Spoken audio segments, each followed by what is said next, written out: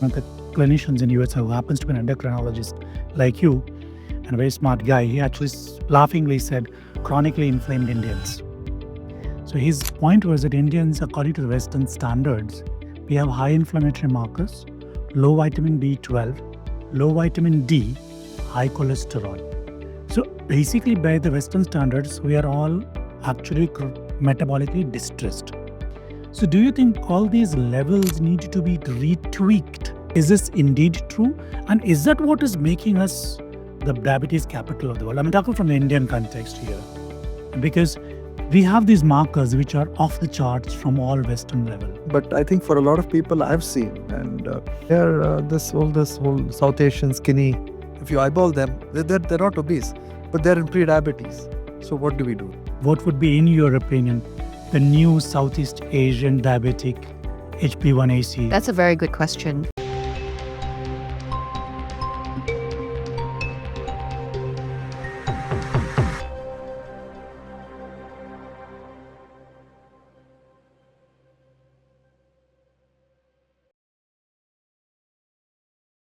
Welcome to the Biopeak podcast, brought to you by Longevity India, where we discuss the science and tools that help you in your live better and improve your health span and longevity.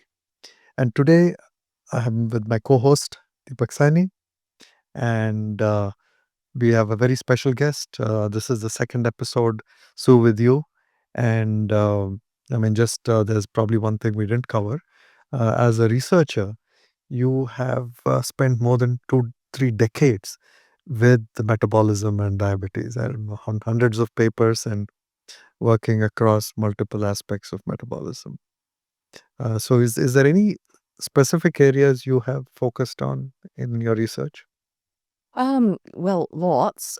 Metabolism ultimately has a complex interplay of hormones, substrates, and also intersections between glucose metabolism, lipid metabolism, and when we talked about it as a foundation for health, then intersections with various organ system like heart, cardiovascular health. So my research over the years, as you mentioned, over the 2 decades, sometimes focus on some of the end organ systems, sometimes on some of the root causes and the pathways involved at the cellular and molecular level, as well as at the physiological level in humans and in mouse models, as well as at a population level. And then ultimately, the goal is always to gather knowledge that can be translated into useful applications, as you mentioned, Prashant, for health and longevity. So, connecting from our first episode, where we covered broadly all aspects of metabolism from the cellular level to the physiological level and everything in between, right? So, in this episode, we can start out with what are some of the drivers for dysfunction, right? And how does that finally lead to the state of um, metabolic syndrome, right? So that'll be a good way to start out. Yeah. And what are the components of metabolic syndrome? So when we talked about metabolic health as the foundation of this house of longevity, actually a lot of the drivers are related to lifestyle. And the lifestyle medicine drivers include nutrition. We talked a lot about how we fuel our tank, movement or fitness, what kind of movements we do strategically to activate the right pathways and use fuel efficiently and effectively, as well as for the medium term, lay down a better body composition. And then there's restorative sleep. So that includes having a sufficient amount of sleep and quality of sleep, including deep and REM sleep. There is also social connectivity. So the fact that we're even here using our minds, connecting them, speaking about things, that's actually very good also for our metabolic health. And last but not least, sometimes if substance abuse is a factor, such as smoking, that should always be eliminated wherever possible. What is metabolic syndrome? So metabolic What's the syndrome components? then is where there are a clustering of features that hint or suggest a dysregulation. That includes dysregulated glucose levels, so elevated glucose levels, lipid fractions, specifically high levels of the bad lipids like triglycerides and LDL, and low levels of the good cholesterol like HDL. We talked about body composition and how a crude marker of that is waist circumference, and specifically then waist to hip ratio. So the ratio of your waist circumference to your hip circumference.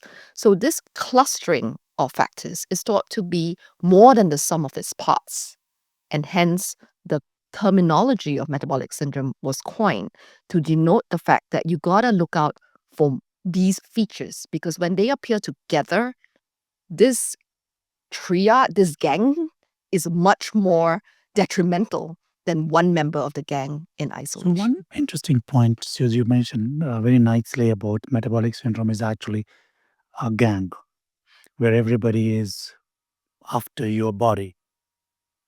So if you put it that way, I mean, and as a clinician, if you have to look for features in people, you say if there is some feature in liver, something in pancreas, something in gut, something in brain, what were the features you would list out for each organ which would indicate there's some sort of metabolic distress which is happening in your body?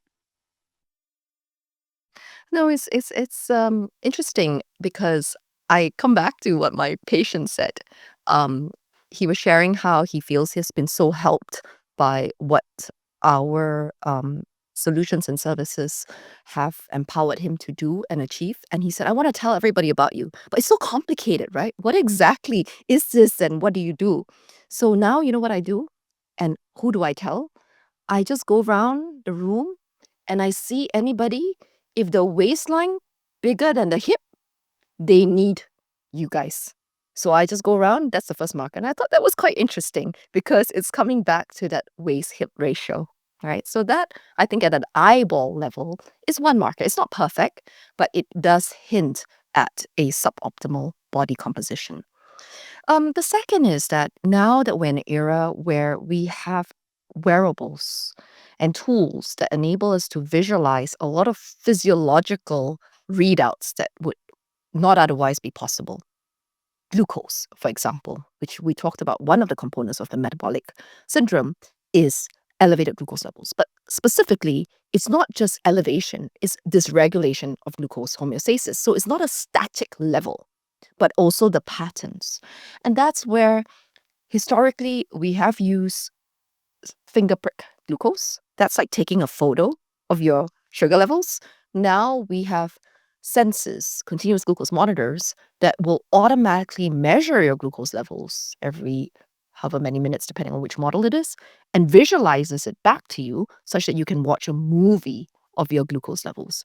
That has been another very useful marker because beyond the absolute static level, the patterns are very, very informative. One at a very basic level and one at a slightly more sophisticated level are some of the readouts that we can look for. What about slightly more sophisticated things like measuring insulin resistance itself?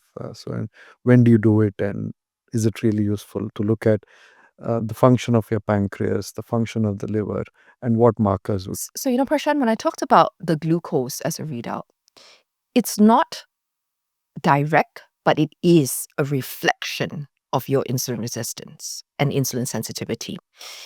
It's, of course, a synthesized output because it involves also how well your body is able to make insulin. The insulin secretion factor comes in, but clearly insulin resistance is a key one.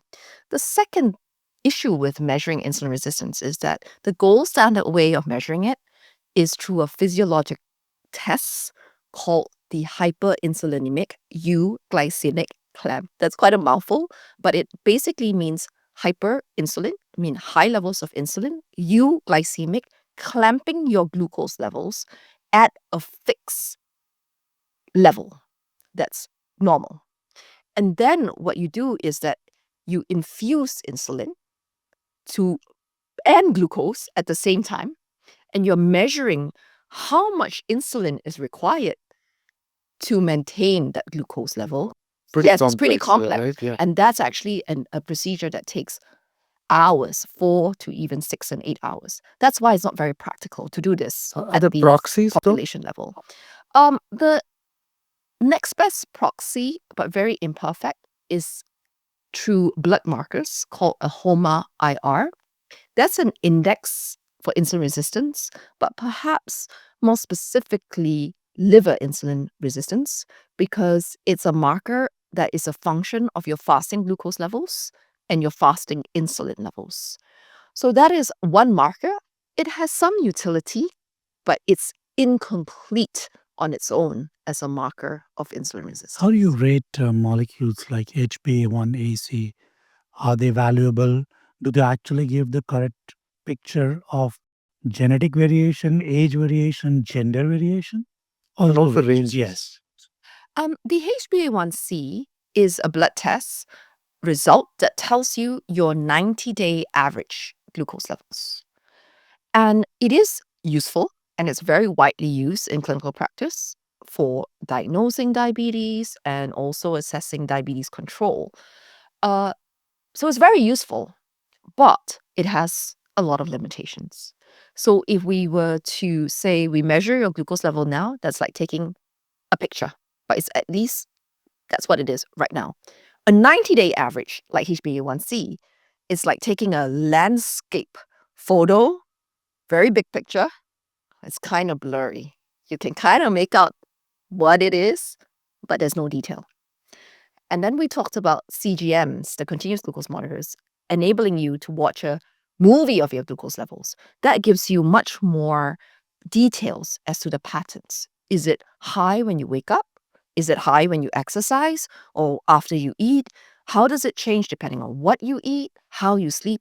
Much more valuable details that can inform what strategies you deploy to optimize it.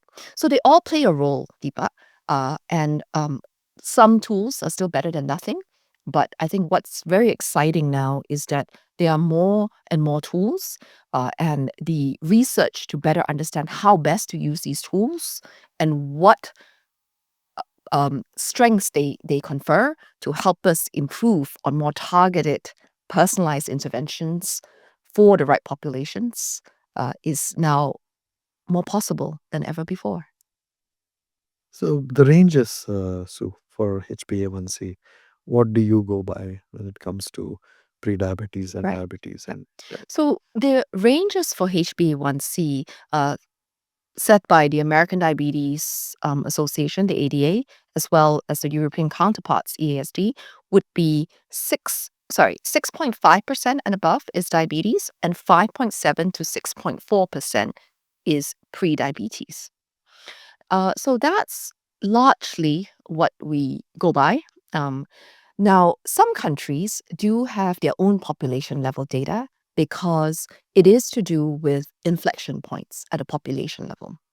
So what's magical about 6.5 is really just a group of key opinion leaders, experts from many years ago, coming and looking at population level data and seeing that at that threshold, the rate of complications like heart attacks, strokes, kidney disease, etc., start to go up quite a bit. So we should cut off there and try to capture everybody. So it's interesting point, Suze. You mentioned also that in the previous episode that the BMIs, the Southeast Asians is actually on the lower side. It should be based on the cutoff. So do you think this needs a correction with respect to BMI? That is 6.5 the right Caucasian yardstick of health index? If you correct that to BMI, what would be, in your opinion, the new Southeast Asian diabetic HB1AC? Yeah, that's a very good question. We would need our own population data to answer that question definitively, right? And that's why it is so important. I think some of the research that I'm learning that you're doing at the Indian Institute of Sciences is really remarkable because I think it will contribute valuable information to guide your population here as to what the right thresholds are. In Singapore, likewise, I was the principal investigator of a study that also had those objectives. It's called Assessing Progression to Type 2 Diabetes, or AP2D, where we followed individuals who are normal and who have prediabetes. We did all these gold standard physiological measurements and followed them up over a period of 3 years to better understand who progresses, at what rate, and what are these thresholds in our own population. Data analysis is still ongoing, so I'm not yet ready to tell you exactly what that number is, but I think it looks like from our preliminary analysis, in our population in Singapore at least, it's not too far off. It's not much higher, unfortunately. We can't say, oh, we're protected because we are not as big, we think, so we may get away with 7 and 6. Unfortunately, that's not going to be true. But it does look to be in the appropriate ballpark at this time. So we spoke about this metabolic syndrome gang, right? And one silent member, but very potent member of that gang is inflammation, right? And so it'll be good to understand, that kind of symbiotic or, influencing relationship of inflammation to many, many aspects of metabolism. And why is it important to measure that? How do you measure that? And how do you manage that? Oh, that's a very big, loaded question. And inflammation itself is a big word, okay? Because is it all bad? Actually, not always, because it's again a adaptive response mechanism that probably evolved to protect us against insults. But sometimes when mounted, again, not at the right time or in the right proportion, it can damage us. Okay. And again, perhaps what's happening is that in these lifestyles now, where we're loading our system and stressing our system, whether with suboptimal nutrients in amounts or quality, or how we're activating or not our muscle and so on, we are contributing to this response in our body that perceives that it needs to protect us against something. And it's chronic. It can be chronic, absolutely. And there's so many markers out there. So many researchers working on different pathways related to inflammation. So it's a bit of a mess, right? It's very, very messy. It's very, very important. We know that. And 2 areas. One, a lot of now the term inflammaging has been coined, right? So it's also thought that consuming a diet that is very high in red meats, while they contain a lot of protein, the trans and saturated fat are triggers for a lot of inflammation and are drivers for inflammaging. So there is a basis for good advice around moderating that, perhaps to 2 to 3 times a week. And the other aspect is that Stress, you think? definitely stress does also contribute to, when you have higher levels of stress hormones, it can again contribute to triggering inflammatory pathways. But one of the complicating factors here is that we also know that there have been clinical trials that tried to use medications that we know suppress inflammation. So, for example, anti-inflammatories or aspirin and so on, to ask whether or not these metabolic parameters improve with that. Can it achieve better control of, say, diabetes and some of its complications? And unfortunately, the results of those trials haven't been clearly positive, and it hasn't been clearly shown that the benefits outweigh any risks associated with taking those medications. So it's quite complicated. But again, it may be because those anti-inflammatory agents that are used were repurposed for this. They were developed to tackle specific inflammatory pathways, and perhaps different inflammatory pathways are at play. So a lot of work for researchers like yourselves. So I think that brings a very interesting point too. So we talk about metabolic disease and we talk about inflammation.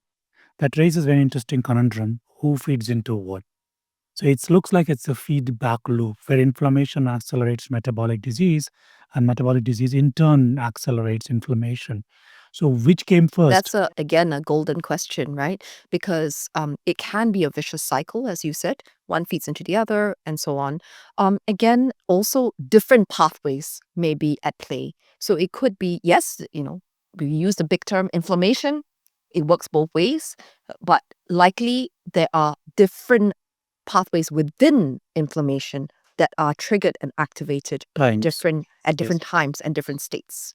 And if we can get down to details of who's responsible for what, hopefully that opens up better avenues for targeted interventions, whether through behavioral modifications or choices that we make around smart nutrition or nutraceuticals or even drug development. But looks like we discussed in the last episode. It's all starts with that nutrient overloading, right? So that leads to just to kind of give one pathway where one leads to the other. You kind of exceed your fat threshold.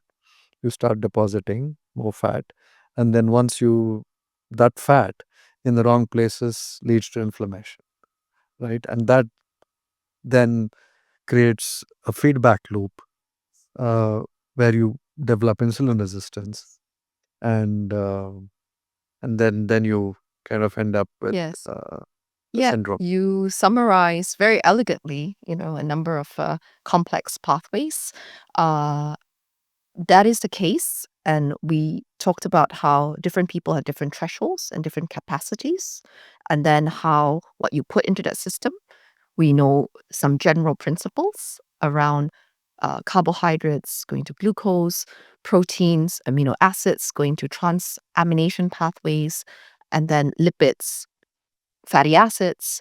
And then every organ may start processing that differently. So, for example, fatty liver, that's when there's a lot of fatty acids flooding to the liver, and that gets free fatty acids combined with diacylglycerol is packaged into triacylglycerol and stored as fat in the liver. And that's not great. We know fatty liver is associated with development of diabetes as well as cardiovascular diseases, and they don't even need to look very fat, but to have fatty liver. And we know that that issue is a lot more prevalent in Asian populations. So we spoke about body composition and one way of measuring, of course, BMI and all of that, right? So then you have slightly more advanced devices like the gold standard, which is DEXA.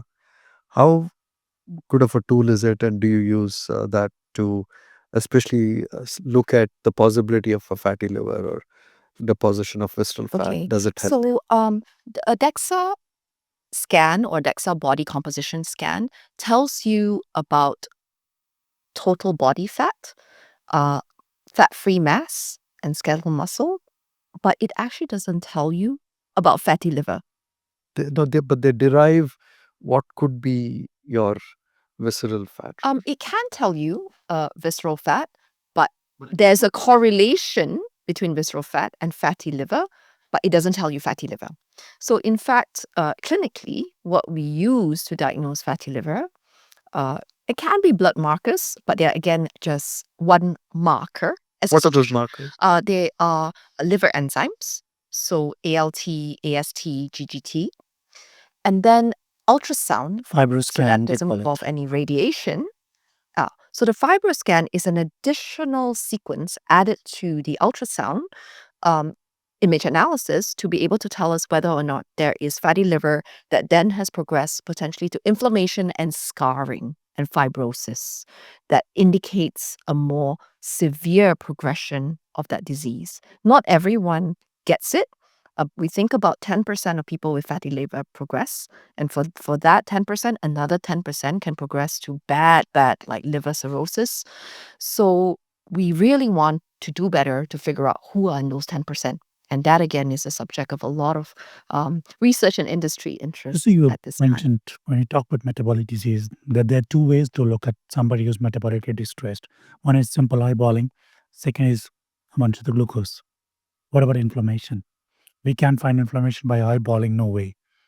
But what markers would you think is reliable?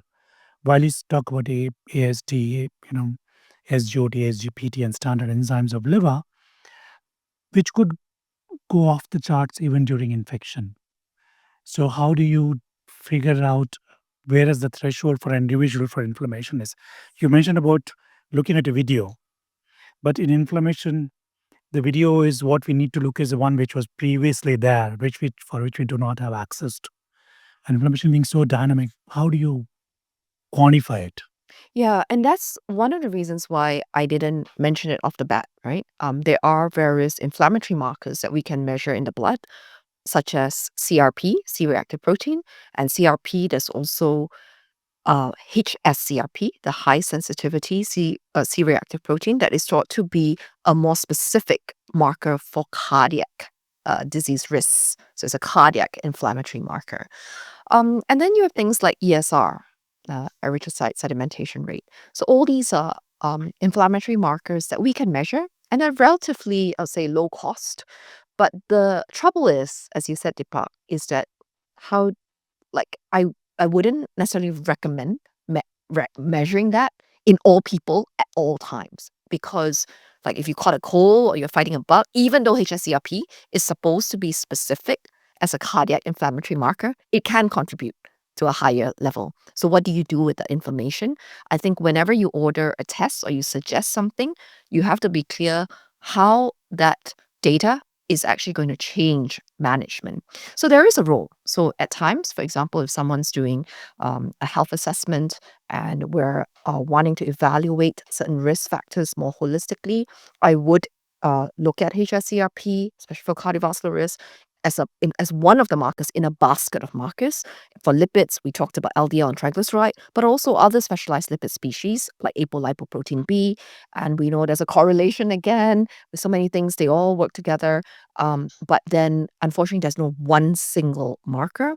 We might be looking at a basket of markers. And it's very clearly, again, defining what's the outcome that we're looking for. So while there is a role, it's not for everyone at all times. So health span is about really, just avoiding to the extent you can for the longest time you can the onset or progression of any disease, right? So getting into that state. So just for a minute focusing on pre-diabetes, right? And trying to see at that point, triage, what is the trigger? I mean, just kind of taking Deepak's question and kind of still staying on the same track. How does one say, what is setting in? Is it deposition in my liver that is going to drive me into this full metabolic state, or is it inflammation? Of course, I mean, this is assuming that I I mean, obesity is easy, right? If that is there, then that is easy to say, okay, that's driving. But I think for a lot of people I've seen, and they are this whole South Asian skinny fat or whatever. I mean, or their eyeball. If you eyeball them, they're not obese, but they're in pre-diabetes. So what do we do? What do we do about screening them? Triaging, About yeah, managing? triaging. No, I think at that point, how do we see the specific mechanism that is going to tip them over I into that? see. Okay. Okay. So the progression from prediabetes to diabetes, if you think about prediabetes, it means that your sugar levels are high, above normal, but not so high that we would call it diabetes yet. What drives that progression actually relates to two parts, right? One is the insulin resistance, and the other is the inability to make enough insulin to meet your needs. So defects in insulin secretion. Okay. So if you like, I guess, dysinsulinemia as well, and that insulin resistance factor. Now, the relative contribution of to which of these drivers at all point is something that's not completely understood. Like, maybe different people have different trajectories and different contributing factors for it being the dominant driver. So, for example, from our own data sets in Asian populations, we have seen that East Asians, so Chinese, Koreans, Japanese perhaps, have a higher contribution of that defect in insulin secretion. Okay, so meaning that that inability to make enough insulin seems to occur at lower thresholds of insulin resistance. It's not that insulin resistance doesn't play a role But at it's all, more the secretion. but it's more the secretion problem. On the other hand, the classical forms, perhaps, that we think about maybe come a lot from Western population data that suggests that insulin resistance is the dominant and the starting driver for development of type 2 diabetes from its onset. That's been the traditional dogma. So it is a driver, but again, the relative contribution may slightly differ. So Deepak, for South Asians, I mean East Asians, South Asians, is it very similar? For insulin resistance. Yeah, this whole, I guess, what Sue is talking about, the probability that it is more So problem with I wish I secretion. could give an answer. I don't, because it requires measurement of continuous insulin levels. I don't think there is enough data for that. But there's an interesting aspect, since you mentioned about this aspect too. So, I mean, given that you've spent time in US for some time, and I incidentally remember that one of the clinicians in US who happens to be an endocrinologist like you, and a very smart guy, he actually laughingly said, chronically inflamed Indians. So his point was that Indians, according to the Western standards, we have high inflammatory markers, low vitamin B12, low vitamin D, high cholesterol. So basically, by the Western standards, we are all actually metabolically distressed. So do you think all these levels need to be retweaked to actually call an Indian, basically our population is pre-diabetic or diabetic population with high diabetes predisposition? Is this indeed true? And is that what is making us the diabetes capital of the world? I'm talking from the Indian context here, because we have these markers which are off the charts from all Western level. Yeah. I think it's really multifactorial, Deepa. I don't think you can pin it down to one. But yes, I would not underestimate things like vitamin D deficiency, B12, etc. It's not going to be the main and only driver, but is it a contributing factor and can help not just with glucose metabolism, but metabolism more broadly? I think it's definitely worth correcting something that is deficient. So measuring it and then making sure that if you are deficient, you're taking supplements if you can't get enough from your diet or for whatever reason you're not absorbing properly, to ensure that you top that up and that's optimized, because it can definitely That brings to play me a to role. one another very interesting point. So since you mentioned that, so in your studies, whichever you've done in Singapore or UK or US, did you see any correlation with supplements or vitamins with the ability to delay metabolic onset or distress onset? So there are many supplements that claim to have an effect in better regulation of glucose levels. One example would be berberine. Cinnamon, I guess, is another one that is commonly also mentioned. And there are, I think, the two of them, like for example, berberine and cinnamon. If you go on PubMed and you type that in, you'll definitely see some papers. So that's, in a way, really, really good, because a lot of times supplements lack data. And the point to make is that because supplements are not regulated like drugs are, there are often insufficient drivers to collect good data to answer the question of whether or not it's really effective. So perhaps sometimes fair to say that absence of data doesn't mean absence of any effect. We just don't know.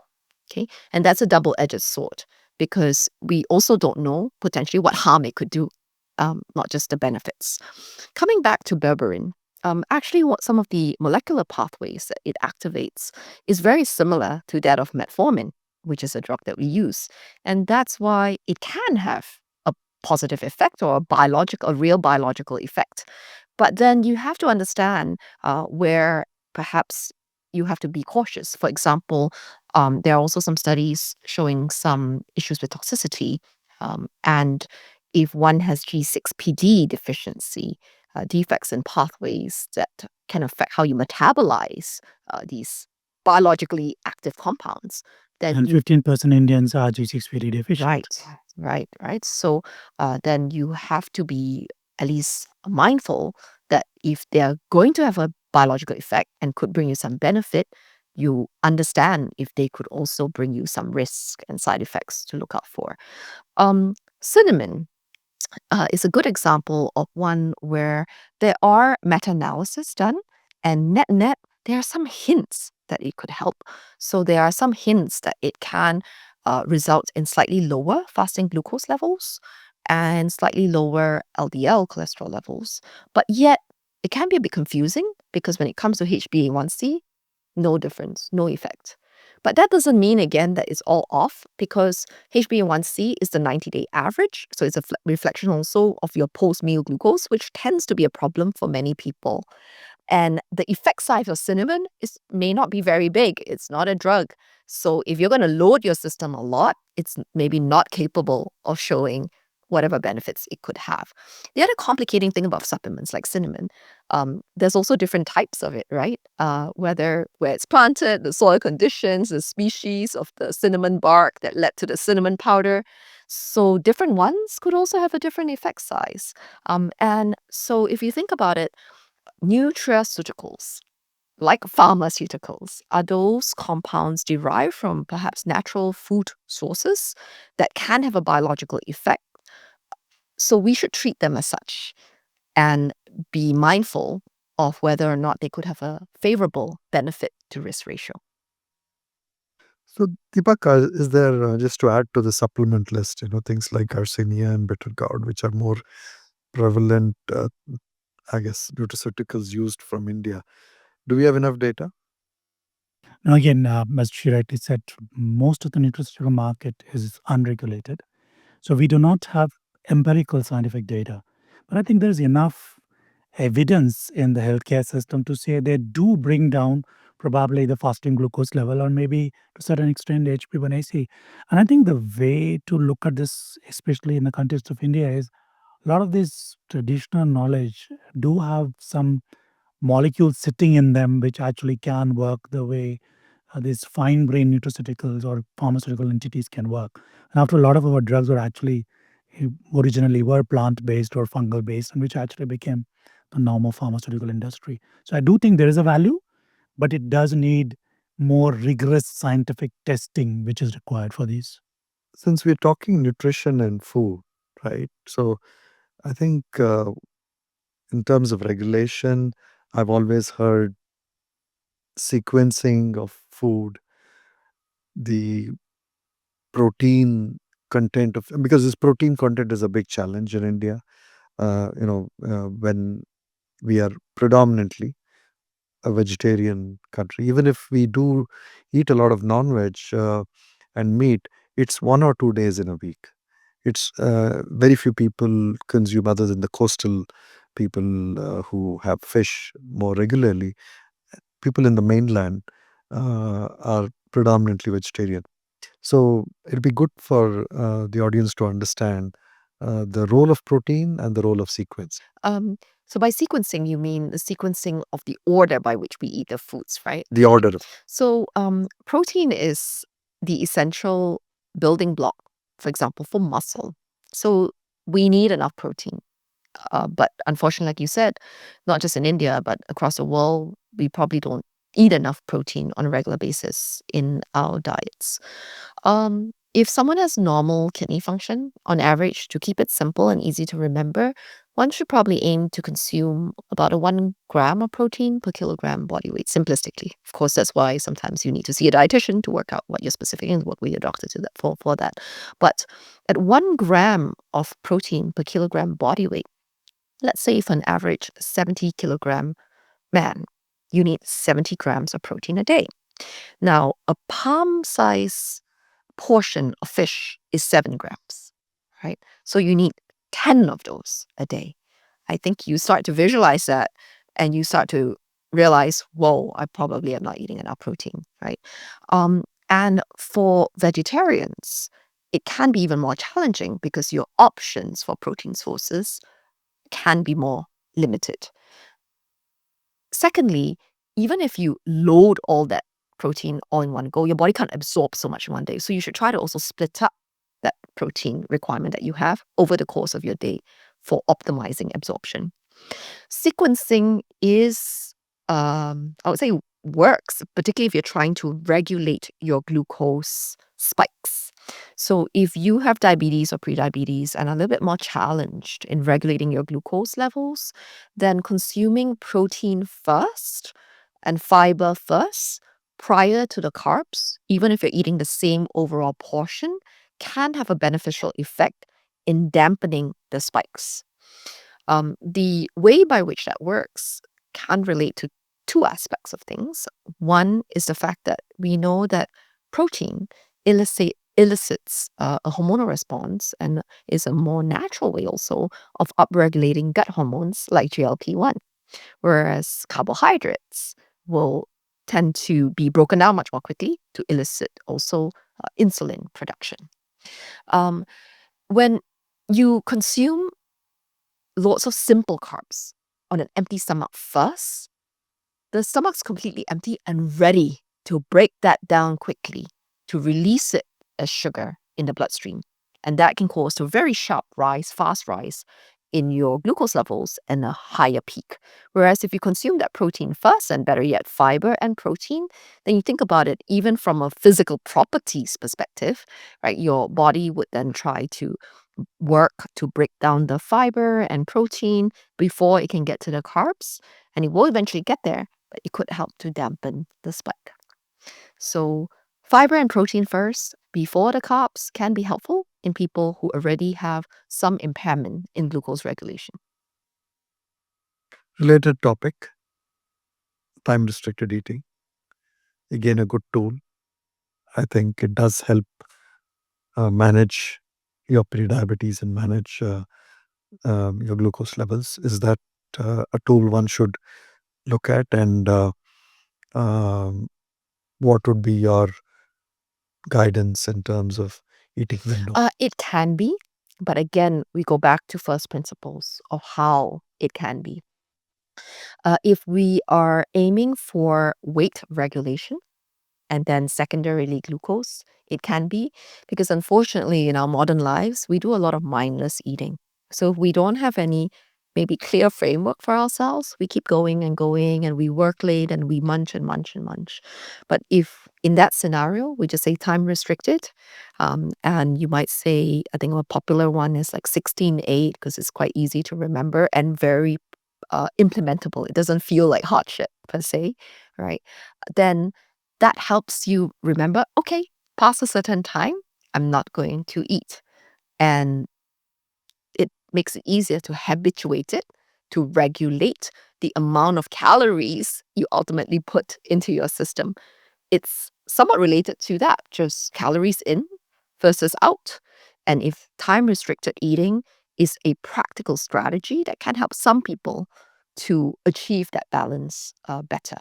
However, if you don't understand that and you think that it's all magic in that time, and in the time that I'm eating, I can eat very liberally without any care in the world, then that can be an issue.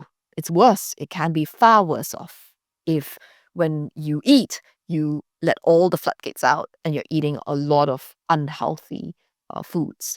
So it is a valuable strategy for practical reasons. There are also perhaps you're getting at certain pathways that could be upregulated, right? Because the body then has been fasting for a period of time and can activate mechanisms that release energy from fat stored, and ketones get produced.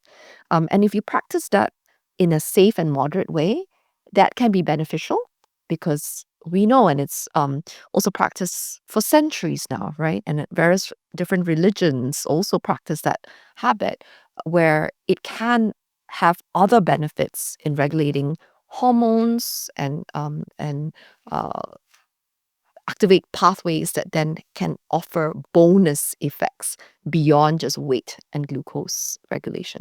So important to not abuse it, but when used right, can have a role. So thank you, Stu, for that great detailed description about intermittent eating and timing and sequencing.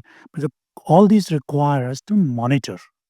Means you need to know when to eat, when not to eat. And this question I'm going to pose to Prashant, since he is a champion of recording human body in various platforms. So Prashant, what's your input or output into audience in terms of how good is recording continuously your body activity, CGMs? You use a lot of wearables. Do they actually add up to your ability to manage your metabolic health? And what are your personal experiences with these devices? We would love to hear from Yeah. your experience. So definitely now chronically dependent on these devices. Okay. Right? So I can't imagine my life without these devices. And I think there is a very good uh, correlation I've seen in terms of even the very simple markers. I think devices have evolved a little bit, but I don't think they've evolved again at the pace that I would like to see them evolve.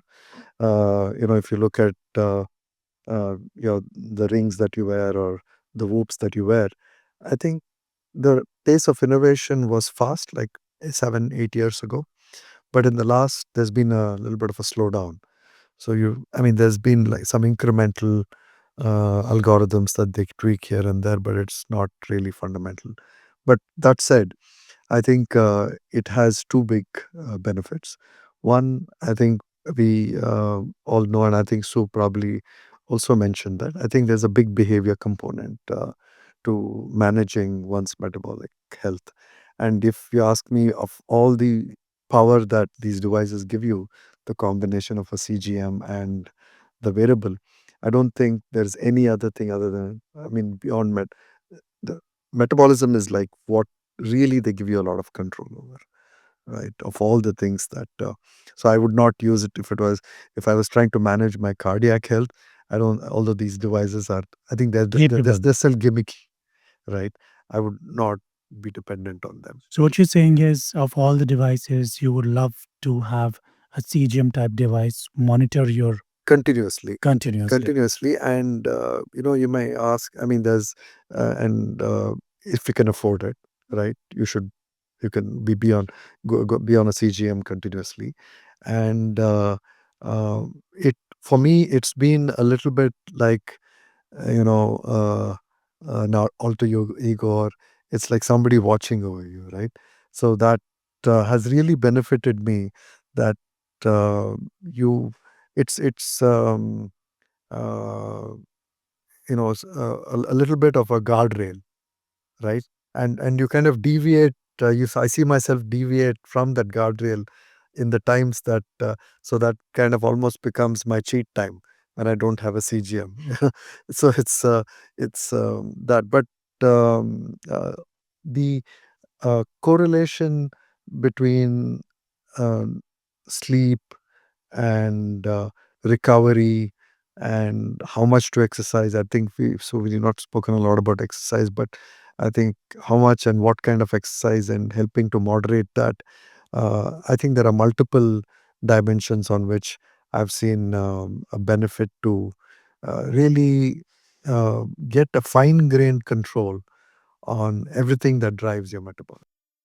So interesting aspect. So if I had to put it in a nutshell, what you're saying is these allow you to be more conscious about your health status. And this consciousness is what actually drives you to be strive for better fitness. So do you think this is something which could be the next generation of devices which should be mass deployed? Because if people become more conscious, you will have less burden on Yeah, metabolic health. I believe so. I believe if it can, and I know ISC is working on a few devices where the CGMs can become very affordable. I think if one especially is borderline pre-diabetic or in that zone, I think till they get into remission or till they get into that normal state, I think they should continuously use it. And like what I said, I think doing it forever, I think I think because being data driven, like Sue said, I think is the best way to govern what you do. What kind of And changes? the other thing that I've seen is you actually learn over a period of time. uh, you would think that, okay, I've been on a CGM for like 6 months and I've understood everything I need to understand about what drives my uh, ability to have the best metabolic flexibility and govern my metabolism, right? No, I've seen that even after a year I'm still learning about myself. So, like, can you give us some examples where you think your CGM has changed your behavior, especially eating or sleeping or doing things, and it has led to better outcomes? So definitely when it comes to my uh, ability to in different situations, look at what Sue was talking about. How much fiber is it? Because you always don't have situations where there is protein, but there is an option to maybe replace it with a little bit more fiber, right? So just constantly fine tuning in a given situation what works for me. And uh, the period that I eat, for example, seems to have a very big bearing, which I learned over time. If I have my meal within 30 minutes, right, I have a very difficult time, even in normal carbs, right? Not high carb meal, but if I extend the same meal with a big complement of some element of fat or some element of other macronutrient, and if it's over a 45-50 minute period, my glucose tolerance is very different. So you just keep learning on how to, on what works for you, and that uh, this is detrimental at some point in time, right? So behaviorally, you will start avoiding it. So thanks, Prashant, about that role of monitoring your body status using wearables. But the two features which actually directly influence metabolic health is sleep and exercise. So do you think these devices actually help you cater the demand or requirement of your body for meeting the sleep and exercise demand? And the question that goes, same question was to you, to Sue, about how do we use the CGM, or the not just CGM alone, but other variables to actually optimize your sleep, health, and food, and other requirements of monitoring best metabolic health. So I'll kind of initially, so there's different types of activities, right? And I think there are devices now, and that's why I don't use just one device. I use multiple devices because one is better at sleep, right, and the other is better at actually tracking my activities. And I know that, have I got enough of just movement? Have I got enough of strain, as in, have I kind of exercised my muscle? And have I got enough of cardio, right? So not all devices can do this very well. So I'm hopefully looking for one device where I don't have to do these multiple, and that's my kind of real, I guess, magic or ultimate weapon is if you can combine my CGM and my device that seems to, and one of my devices that seems to do so well on sleep, and the other device that seems to capture my activity so well, and I don't have to lug around three devices. And just one aspect when it comes to food, and so what I have noticed is that once you start also looking at correlations slightly more nuanced, there's one correlation I started seeing to how much protein I ingest and my resting heart rate, right? So there's no so it's a little bit of that discovery process, and I think it's a multifaceted discovery process that you can just keep learning more and more and fine tuning more and more. Absolutely. I think what you describe, Prashant, is the ABCs of how it can be a useful tool, right? For guiding A, awareness, B, behavioral modifications or nudges, and C, achieving consistency for habits that are actually good for our system. Because if we are not aware, we can't change our behavior and we can't be consistent to get more sustainable results. So yeah, I think we're in an era where we have these tools available. Um, it also sometimes depends on the person wearing these devices and whether they have the mindset and willingness to actually do anything differently and could benefit from it. I think in some individuals, because the whole point is about it being very personal and hyper personalized. And what you shared about the protein is a fascinating observation. And you can't argue with that if it's your own body's signals and how do you adapt based on how you feel, but objective data points coming back at you about your own body as well. And that's the beauty of it. In some individuals, though, if they don't take that in an appropriate manner, so sometimes also if it evokes undue anxiety and that stresses them out, it can have undesired consequences. So that balance is also important. And I guess as a provider, as a clinician looking after patients, part of our jobs is recommending or curating the appropriate tools for the appropriate person for the appropriate time. And then resources are also, for the most part, not infinite. And then how do we maximize those resources to meet a certain need? How do we also help maximize the healthcare dollar so you get the most returns on any investments that you make I've also for your health? seen this negative gamification impact, right? So I've seen a few people actually, most of these devices, of course, let you see postprandial spikes, right? And somehow there is this folklore, or the people have come to believe that they should have no spike, right? It's not about having a spike and then having it come down in a reasonable period of time. So they start just loading themselves with single macronutrients which don't have any spikes, and they actually end up with a very dysfunctional diet, so to speak, right? And they think they're very healthy because the curve is very flat, right? But it'll show up in your triglycerides or in, say, your inflammation if it's just fats and no carbs in there.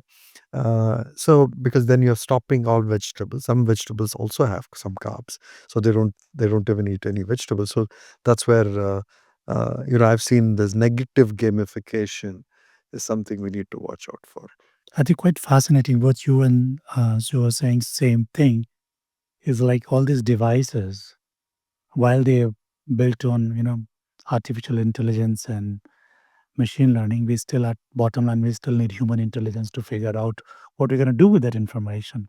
Too much information leading to anxiety, too much information leading to falsification of necessity which is required. It needs a fine tuning where is the right information from the wrong. I've seen now a new dimension of AI, where you're able to connect these devices to a nutrition tracker, and the nutrition tracker is made very simple. It just can take an image and kind of guide you on. So then, if that can then alert me and say, you know what, it's just not enough that your curve is fat, but what I see in your nutrition is not right, right? So you need to triangulate. So I think the convergence of devices and the correlations between these devices managed through some AI orchestration, right, is, I think, where these devices will be slightly more useful. So if you have to look at the whole thing which we've talked over last several tens of minutes, we talk about metabolic syndrome, we talk about metabolic health, we talk about changes which affect metabolic health, we talk about monitoring. So ultimately, what the way forward would be a kind of a convergence of ability to record, ability to analyze, ability to predict, and ability to change the way we manage what we ingest and how it affects our metabolic indices. Ultimately, that will be the holy grail where we get a continuous feedback, information driven uh, data which tells that where our metabolism is headed. Because ultimately, if metabolic is what is not under control, we probably will hit upon all the So barriers. I think some of the devices are attempting that, especially when it comes to stress.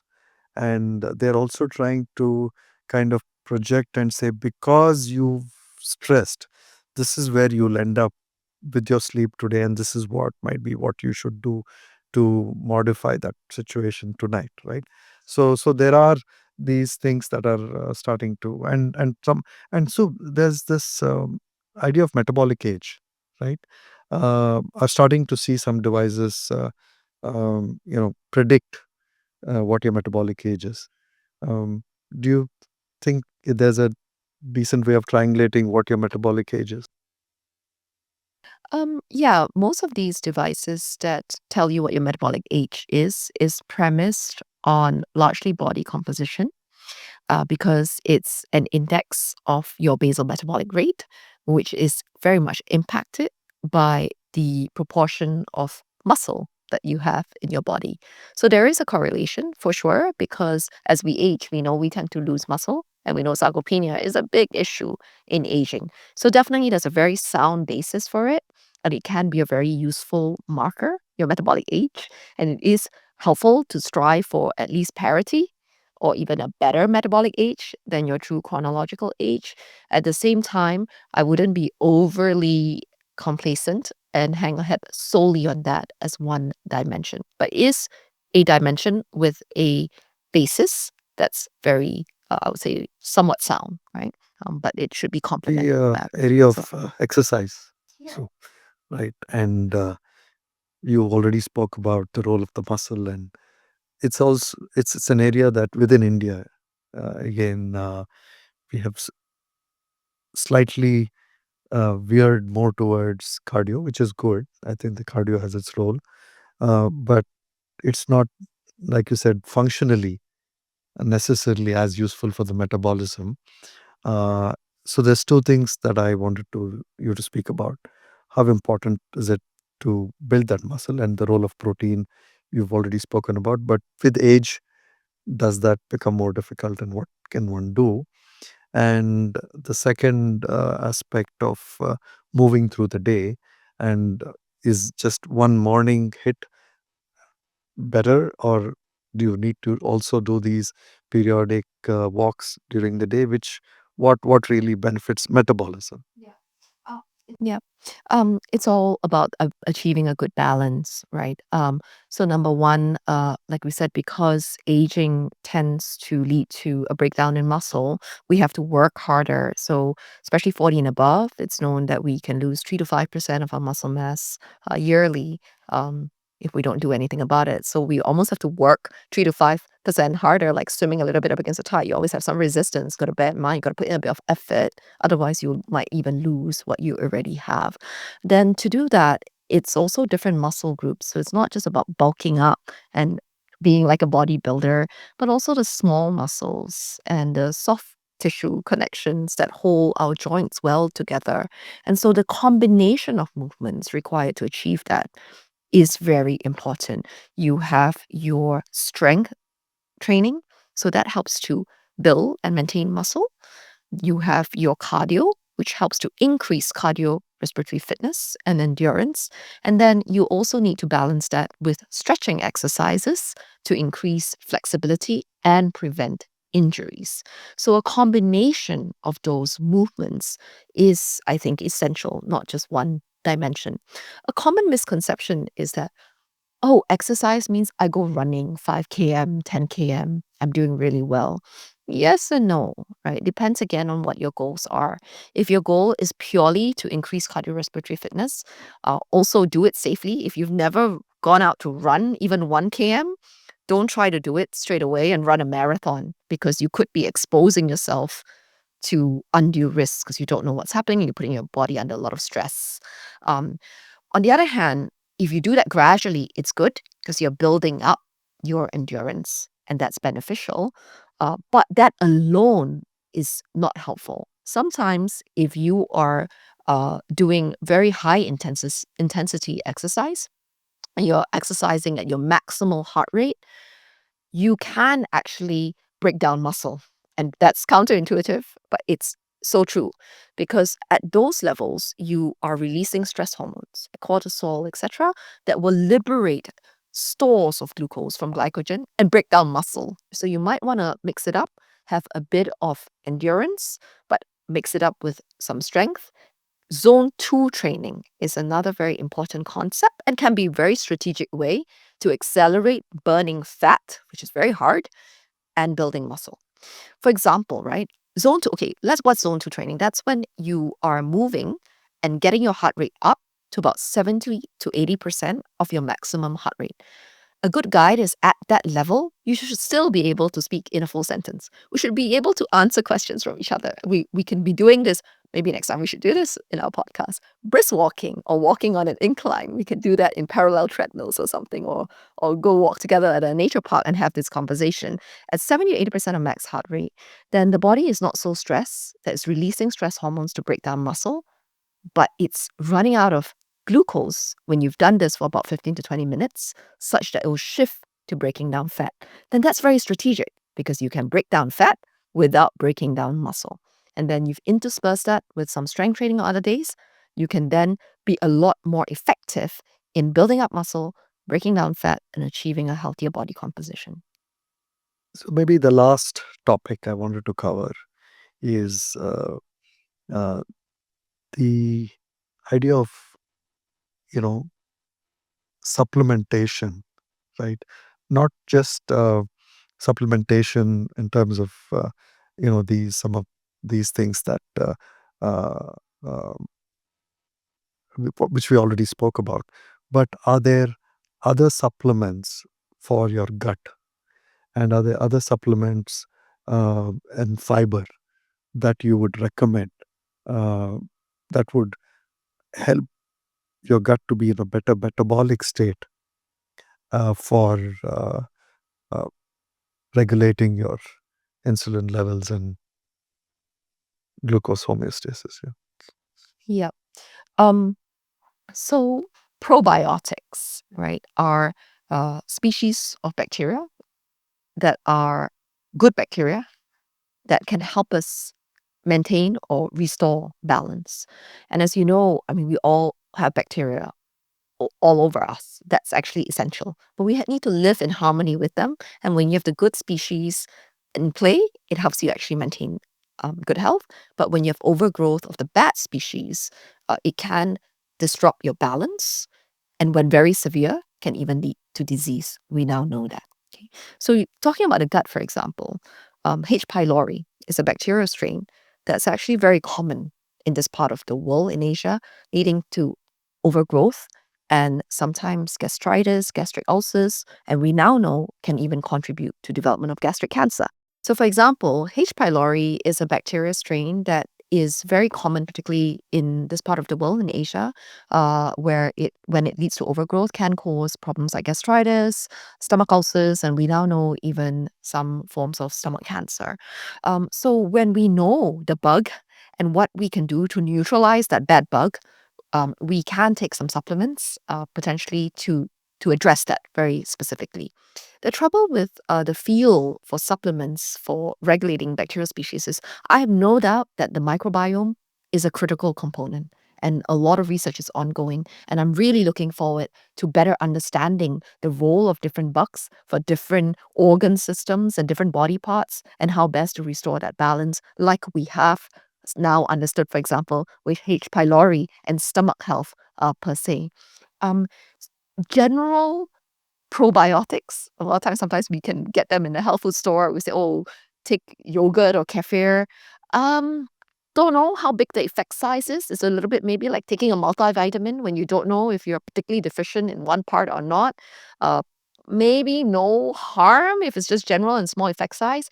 But in some ways, if you really want to see it addressing a specific need, then you got to first understand your own body and whether there are gaps, and then how best to specifically address that gap with supplements where appropriate. Thanks, Deepak. Let's wrap it up with a good rapid fire now. Let's do that. So, On the spot, yeah. I'm going to put both of you on spot. Okay, it's a bit We can do something very interesting. We can actually give you just limited 15 seconds to answer, because that will really tell us crisply what exactly needs to be known to the audience.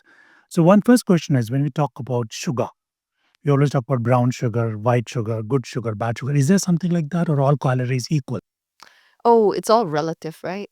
So for example, white rice, brown sugar, white sugar, jaggery, they're all carbs as well. And perhaps the white forms are the most simple processed ones. They're the worst. And so the brown forms are generally a little bit better than the bad forms. But if you think they are good and all good, and you have tons of it because you think you're actually building up something that's very good, then it can backfire. Because simplistically, for example, if you look at the glycemic index, if brown rice is 70 and white rice is 100, but you consume double the portion of brown rice, you're more than worsening and more than back to square one. So everything in balance. Everything in balance. So that makes perfect sense. So Prashant asked something about exercise frequency. What's the best combination? Walk one go, walk and piecemeal, or you mix it with something else? For Or is walking an exercise? moving better than not moving. That's one goal. Prashant, what's your view on that? Do you think walking helps? I think walking is an exercise. Right. So one thing which we have noticed with interacting with you like to stand while working most of the time. So Sue, what's your viewpoint on that? Does standing really help? Is it considered an exercise? It's still better than sitting or lying down all day. But balance it out. Move even more when you can. Standing sometimes better than sitting all day. Walking and moving better. Doing some inclines, stairs, even better. So Prashant, since you do use so many devices, as you said, do you see when you do not spend your time standing versus when you are actually standing, do you see some Yeah, impact? actually, I've changed my mind a little bit on the standing, or starting to change. I've not seen a lot of impact on standing, right? It's just something that I think I heard from a lot of people, and I did it, but I'm slowly saying, sitting for some time during the day is okay, so a little bit changing my mind on that. Great. So this is one evidence of how actually monitoring devices Yes, help change your behavior. because it So gives you he- the awareness. Absolutely. So that brings me to another aspect. We have very interesting aspects of late age fat deposition. And what would the best way to manage it, Sue? Late age fat deposition. Visceral fat. Oh, you mean depositing it around the waist? Postmenopausal. Postmenopausal, after 60, a lot of men in the Yeah.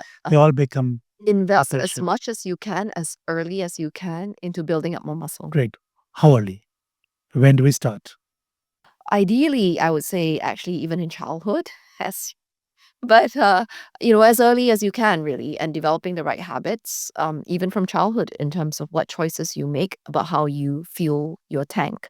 But late better than never. So at every point in your life, today's a new day. Start now. Yeah, Deepak, till age 50, I had not done a single strength training exercise in my life. Yeah. So, and it dramatically, okay, early gains are easy, but I was getting to borderline pre-diabetic, right? And that's one of the wake-up things that made me kind of get into this health phase. But muscle, concentrated effort on muscle building really helps you. Sue, a few more questions is, what you thought about metabolic reserve? What actually is a metabolic? Is there something called metabolic reserve? And when do you think it's going to have maximum impact on your body? Yeah, I think there's been increasing interest and people coin all sorts of terms for it. But metabolic reserve, again, it's your ability to adapt and respond to use the right fuel at the right time. And it comes back again to what we talked about, insulin resistance, having the right body composition. So all these terms really converge back. So on would it be protein. fair to say the protein are the best metabolic reserves? Because biochemically, proteins are the last thing which breaks down to give you energy. It's one important component, and because we generally don't get enough of it, it is important to be aware and boost that up. But it is not the only thing.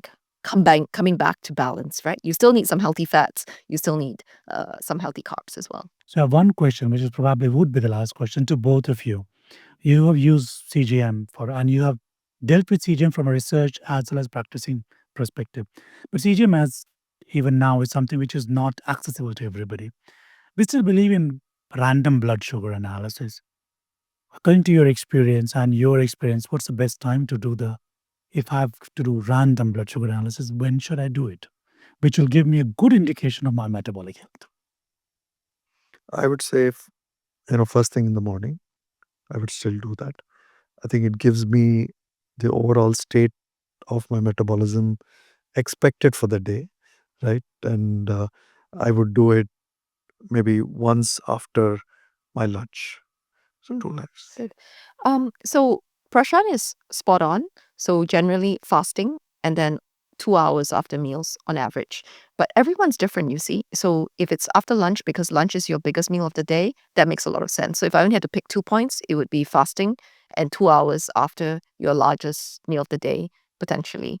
Coming back to CGMs, you don't necessarily have to use it continuously. I would say 365 days a year. If resources was not a constraint, and you don't have diabetes, actually even for pre-diabetes, probably alternating, like one cycle on, So generally 1 cycle 2 weeks and then off can be incredibly beneficial because you also want to be able to fly your plane, right, without being over reliant on cross-checking all the time if you are safe, right? If you're safe position to do so when you're not on insulin and you don't have diabetes. So one completely last question. After that, I have one question. Yes. We have not touched upon fat at all. I think that's a separate one episode dedicated should be there.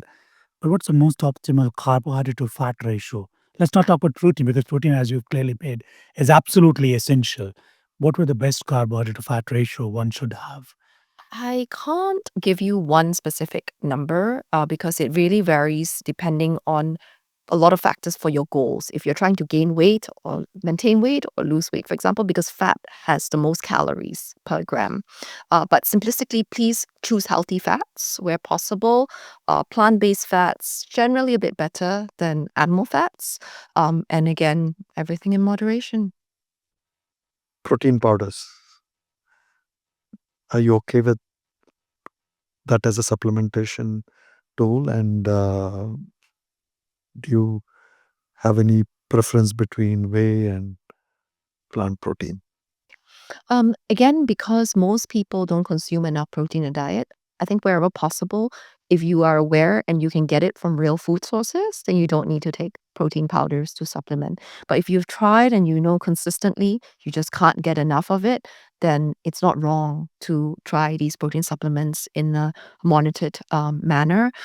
Because protein supplements, with any supplements, are not regulated, just make sure you get it from a reliable source that has good safety standards and do put in what they say they put in on the label.